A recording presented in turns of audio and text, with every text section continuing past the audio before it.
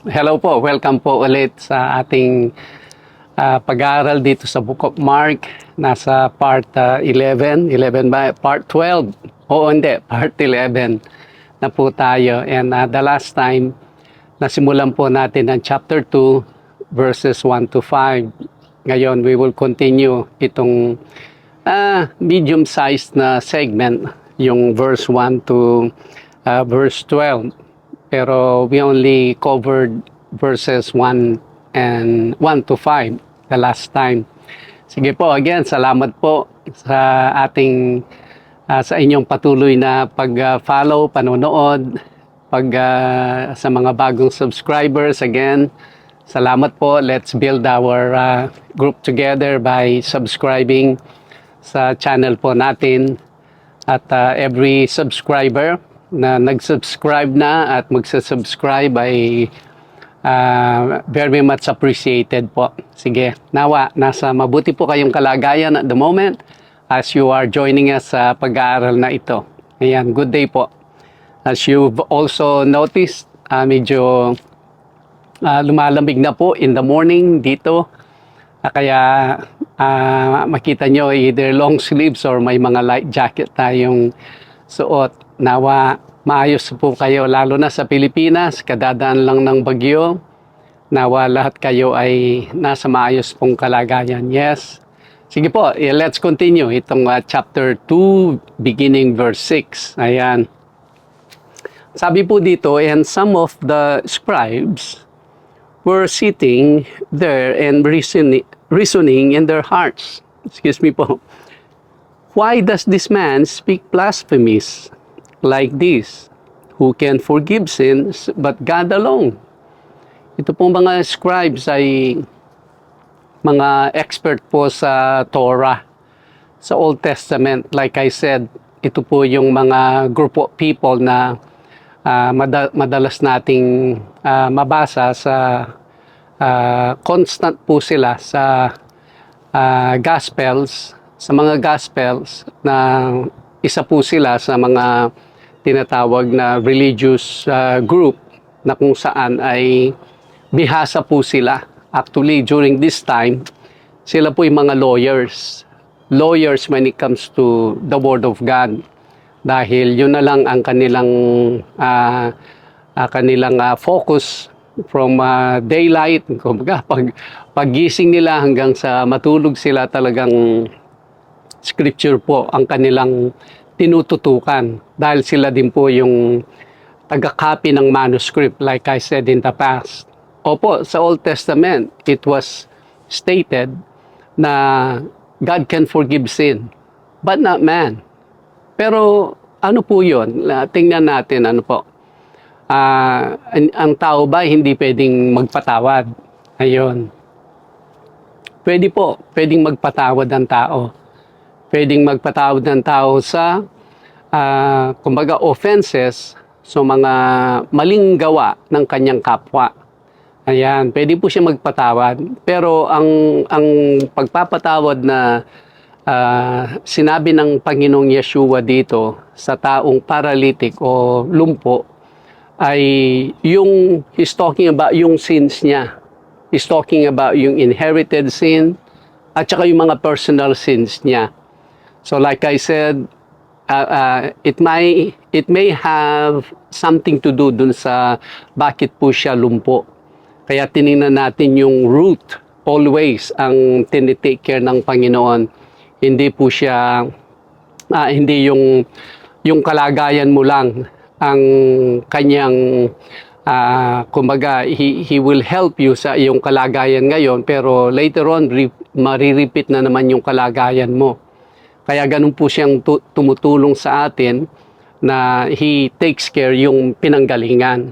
Like I said, pwede naman po siyang magpagaling right away. Pero kung hindi na-take care yung pinanggalingan nung, kumbaga yung ginagaling niya o pinapagaling niya sa atin, ay maulit-ulit yan. Ayan. Halimbawa, kung may taong may problema sa, sabihin natin sa liver, yung atay, ano po, at ang kanyang problema sa atay ay dahil manginginom siya. Ngayon, kung ihihil mo yung kanyang problema sa atay, ay mahihil siya, pero magpapatuloy pa rin yung lifestyle niya, yung bisyo niya na manginginom. Kaya the Lord always take care yung pinanggagalingan. Ngayon nga po ay medyo nag-lay low na yung mga tinatawag na mga miracle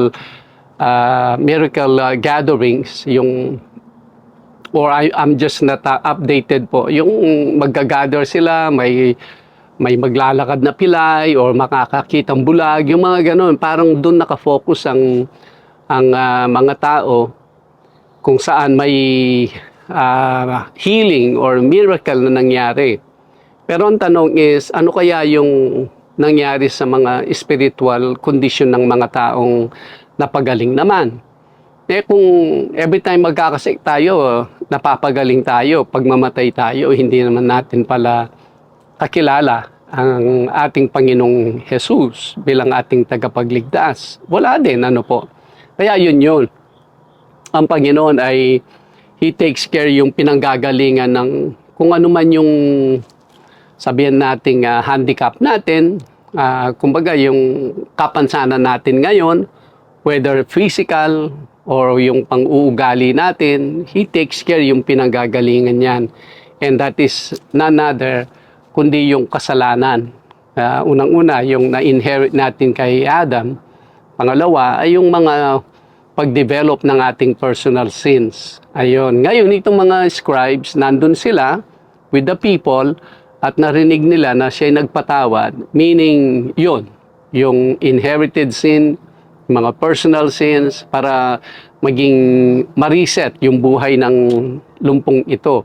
Sabi niya, sino ba to? 'Di ba ang pwede lang magpatawad sa mga ganong kasalanan ay ang Diyos. Ayan.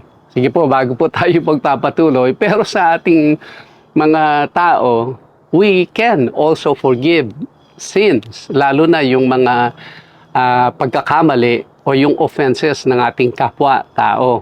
Dahil kung hindi po tayo magpatawad, tayo din po. Kumbaga, dadalhin natin yon, magiging mabigat sa atin, parang dala-dala ng espiritu natin, hindi po tayo malayang namumuhay sa mundong ito. Tayo may dala-dala tayo na parang ayaw mong magpatawad sa tao. Ayun. At the end, tayo din po ang talo. Tayo ang magiging talo pag ganon. Kasi kung ang tao ay minalika niya, at magpapatuloy yung ugali niyang ganon, nasa kanya po yun. We pray for them na mabago sila, magbago sila. We pray for them na makakilala din sila ng totoong pagkakilanlan sa Panginoon. Pero tayo, we should always be in the spirit of forgiving ang anumang offense ng ating kapwa-taong. Yan. Sabi nga, makaka-receive tayo ng mercy kung tayo merciful. Ayun. Anyways, ito na yung topic natin ng ating Panginoong Yeshua. Sabi niya, your sins are forgiven you. Itong mga scribes, narinig nila na hindi ba blasphemy ito? Ang Diyos lang ang pwedeng magpatawad. Continuing po sa verse 8.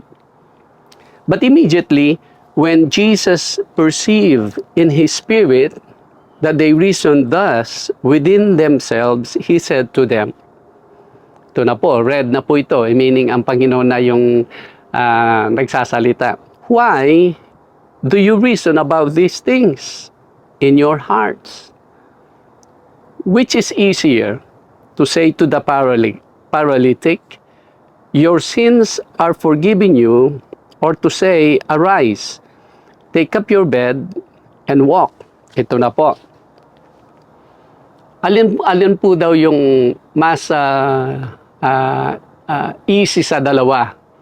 Yung pinatawad niya sa kanyang kasalanan, o yung sabihin niya, tumayo ka dyan at maglakad ka sa iyong pagkalumpo? Excuse me po.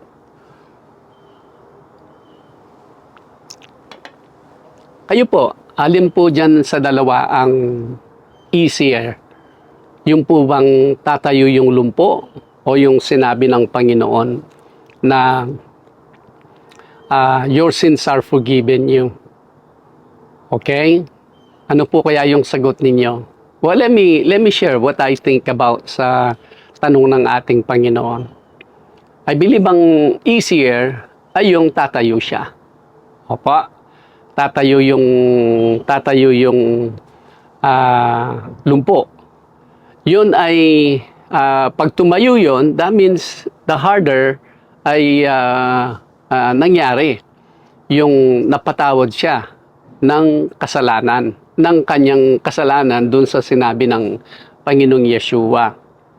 Perhaps ang answer po ninyo ay mas mahirap yung tumayo, yung lumpo. Well, tingnan po natin at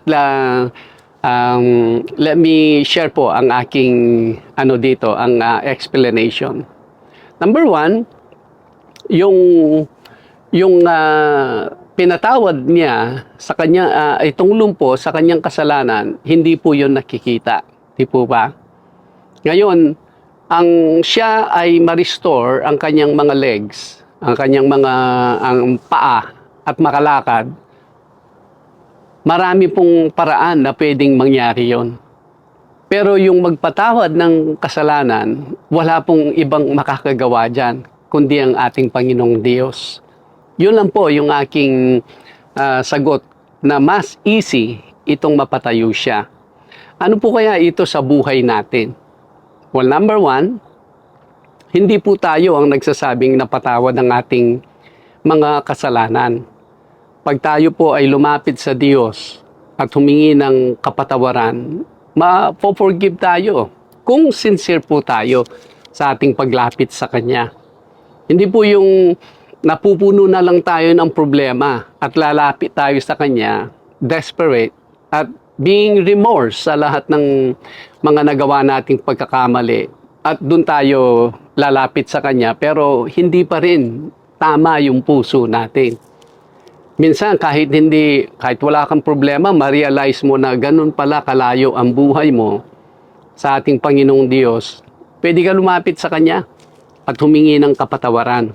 Now, pag tayo po ay napatawad ng ating Panginoong Diyos, yun po ay mahirap na gawin. Siya lang po ang pwedeng gumawa niyan. Di po ba? Ngayon, ano po yung katunayan na nangyari yung napakahirap na isang bagay na nag-take place sa atin, na tayo'y napatawad? Hindi po ba yung susunod ay easy na lang? Ang susunod niyan ay yung makikita yung pagbabago ng ating buhay. Pagbabago ng perspective, pagbabago ng direction, pagbabago ng ambisyon, pagbabago ng pursuance ng buhay na ito. That is the easy part. Di po ba? Kaya madali namang pakita sa mga tao na, ako pumupunta na sa church. Ako ay ganito. Madali po yun. Easy yan eh. Kasi pwede nating iplano sa kaisipan natin, nandito na pala ako sa church. Dapat ganito yung behavior ko. Dapat ganito yung kilos ko. Madali po yun. Pero yung totoo tayong napatawad, mahirap po yun. Pag naman totoo tayong napatawad, nagkaroon ng relationship sa ating Panginoong Jesus, sa ating Panginoong Diyos, that will all follow. Kasi you cannot help but to pursue something na righteousness and godliness once tayo'y totoong nakakilala sa Kanya. Ayun. Kaya, yun na nga, sinagot ng Panginoon ng mga eskriba na alin ba ang easy sa dalawa? Well, para patunayan ko, sabi. Para patunayan, di ba? Sabi niya sa verse 10, but that you may know that the Son of Man has power on earth to forgive sins. He said to the paralytic, I say to you, arise, take up your bed, and go to your house. Ayun. So, yun ay pruweba na yung sinabi niyang una ay totoong nangyari. Kaya ganun din po sa atin. Kung tayo kiniklaim natin na tayo ay may personal na relationship sa ating Panginoong Diyos, kung kiniklaim natin tayo ay makadiyos, well, meron din pong pruweba yan. Yun. Na makikita mo yung the easy part ay nangyayari na sa buhay natin. Kasi something harder ay nauna ng nag-take place. Example na lang po, ang scripture po ay full of instructions regarding how we can live morally sa buhay na ito. Marami ay between us and the Lord. Kumbaga, yung mga instructions niyang ifa-follow natin. Diba? Sometimes ang tao, kahit hindi po nagmumura yan, hindi nagmumura hindi mo siya marinig na nagmumura. Pero sa kaisipan niya, nagmumura. Na-hold lang niya, napipigil lang niyang sabihin kumbaga yung salita o yung mura. Hindi, nakuha niyang nai-stop ang sarili niya. Pero sa kaisipan niya, nagmumura siya. Believe it or not, meron pong mga ganon. So ngayon, kung ang instructions ng Panginoon ay totoo nating na-obey, tingnan po natin yung visible naman. Halimbawa po, may hinabili ng Panginoon sa mga spiritual practices na dapat gawin, meron din po siyang hinabilin sa mga physical o material. Example sa mga pagkain na lang. May mga hinabilin po siyang pagkain na kainin at hindi kainin. Sasabihin mo, ay hindi na yan hindi na yan para sa panahon natin. Alright? Ano po ba ang purpose ng Panginoon? Bakit pinapaiwas niya tayo sa certain food? At ano yung purpose niya? Bakit pinapakain niya yung certain food? Well, it's all for our good. Hindi po ba? Para maging healthy tayo, para malayo tayo sa sakit, at para mahaba ang buhay natin, mahaba yung serbisyo natin sa Kanya. Dahil ang buhay na ito, hindi na sa atin, lalo na sa mga nakakilala sa Panginoon. Kundi ang buhay na ito ay buhay na para maglingkod tayo sa Kanya hanggang ay naalaw niya tayong nandito sa buhay na ito. So now, kung sasabihin natin ino-obey natin yung mga unseen, na-obey kaya natin yung sin. Ayun. Kumbaga, dyan naman makikita. Kasi easy part na po yung sin eh. Okay, kung hindi ko pala dapat kainin ito, hindi ko nakakainin. Madali. Kasi nakaka-obey ka na sa mga unseen. Yun. Kaya mas mahirap ang unseen kesa sa mga sin. Kaya, yun po yung aking pwedeng i-share sa segment na ito. I will end lang po itong verse 12. Sabi niya, immediately he arose, took up the bed, and went out in the presence of them all, so that all were amazed and glorified God, saying, we never saw anything like this. Ayun, naging testimony. Naging, kumbaga, patotoo na lumakad yung tao. Wow, na-amaze sila. Marami pong mga tao sa paligid natin, kung totoo po tayong mga born again o may kaugnayan sa Panginoon, na-amaze din po sila sa papaanong paraan sa pagbabago ng ating buhay. Huwag po natin gawing career ang pagiging born again, pagiging Christian, or pagiging lingkod ng Panginoon. Wala pong pupuntahan na mabuti yan. Kundi yan ay buhay na balat kayo.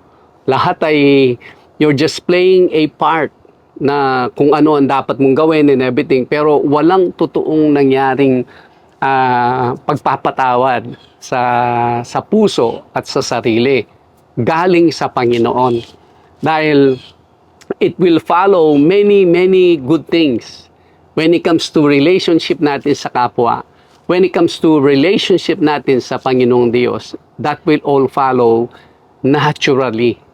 Change life will be the proof na tayo nga ay napatawad. Pero kung maasim ang mukha natin, parati tayong galit at saka parang you're always proving yourself na ito, ganito, medyo magiging questionable po ang ating pag-handle sa ating mga sarili. Medyo bibigat na bibigat lang ang buhay pag ganon.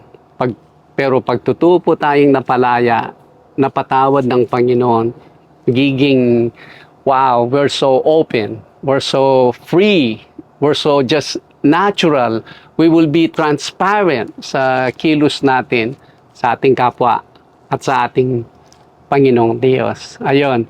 O sige po, hanggang dun lang, conclusion, o kumbaga, pagtatapos nitong unang segment ng chapter 2 ng Book of Mark. Salamat po sa pakikinig ulit. Nawa, meron po tayong lesson na naihatid sa inyo. Hanggang sa susunod, si Pastor Rameses Gamboa po ito, ang nagsasabi ng God bless you and Shalom. Shalom.